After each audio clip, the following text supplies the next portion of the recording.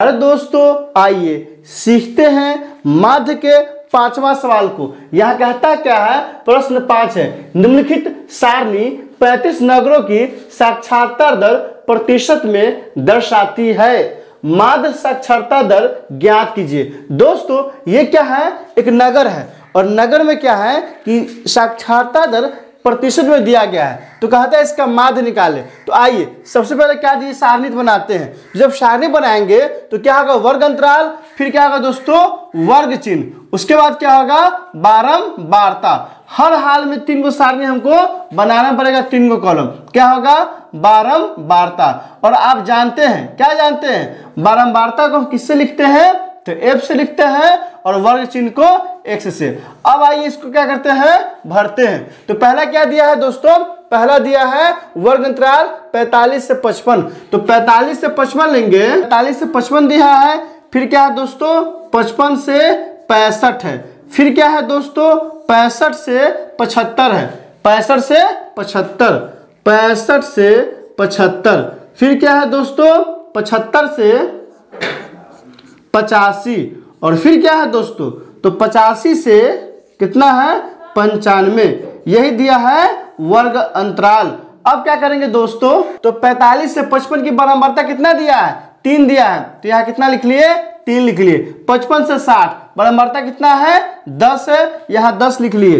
क्या है दोस्तों, 65 से 75 कितना बारंबारता, 11 है, तो यहाँ 11 लिख लिए। फिर क्या है दोस्तों, 75 से 85 कितना है बारंबारता, 8 है, तो यहाँ क्या लिखे दोस्तों, 8 लिख लिए। फिर क्या है दोस्तों, 85 से 95 बारंबारता कितना दिया है, 3 दिया है, तो यहाँ क्या हो गया दोस्तों, 3 हो गया। ध्यान रखिए कितना नगर है, तो कुल 35 नगर है, इसलिए सिग्मा एफ क्या हो जाएगा दोस्तों, 35 आएगा। कितना आएगा दोस्तों, सिग्मा एफ 35 आएगा।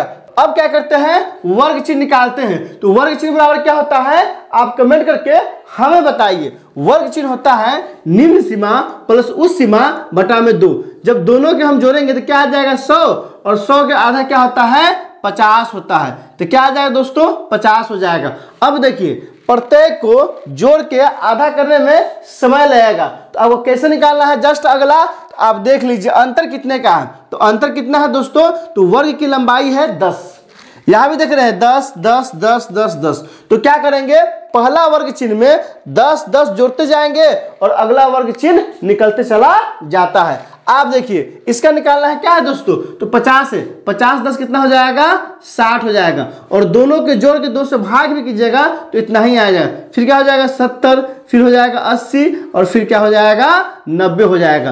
क्योंकि निम्न सीमा प्लस उस सीमा बटा में 2 कीजिएगा तो 90 ही आएगा। अब क्या करते हैं दोस्तों, चूंकि यहाँ गुना करना आसान है इसलिए क्या करते हैं, डायरेक्ट XF निकालते हैं। आइए अब क्या करते हैं, X निकल चुका है, यहाँ F दिया हुआ है, अब XF निकालते हैं। तो गुना कीजिए, क्या हो जाएगा, 50 तिहाई 150, 150 हो जाएगा। फिर 60 गुने 10 क्या हो जाएगा, 600 हो जाएगा। फिर क्या है दोस्तों, 11 7 77, 770 हो जाएगा।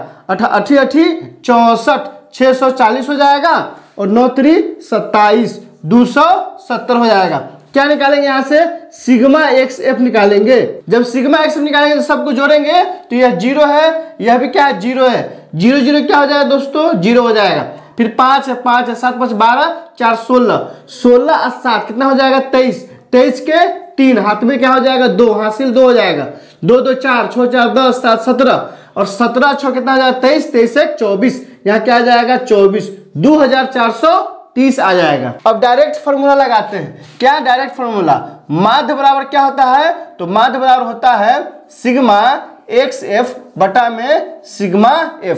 तो यहां से देखिए सिग्मा के XF कितना दिया है, 2430 बटा में क्या हो जाएगा, 35। तो यहां हो जाएगा 2430 अब बटा में क्या आ जाएगा दोस्तों, 35। ये 5 बार में कटेगा, 7 5 35, ये कितना बार में कटेगा दोस्तों, तो 5 चौका 20, ये हो जाएगा 4 40, 8 पंचे 40, 30 हो जाएगा, 6 पंचे 30। यहाँ से क्या आ जाएगा, 486 बटा में 7, 7 से भाग कीजिए कितना में दोस्तों, तो 7 से भाग करेंगे 486 में। क्या, जब 7 से 486 में भाग दिए हैं तो कितना आ गया है दोस्तों, 69.42 8%।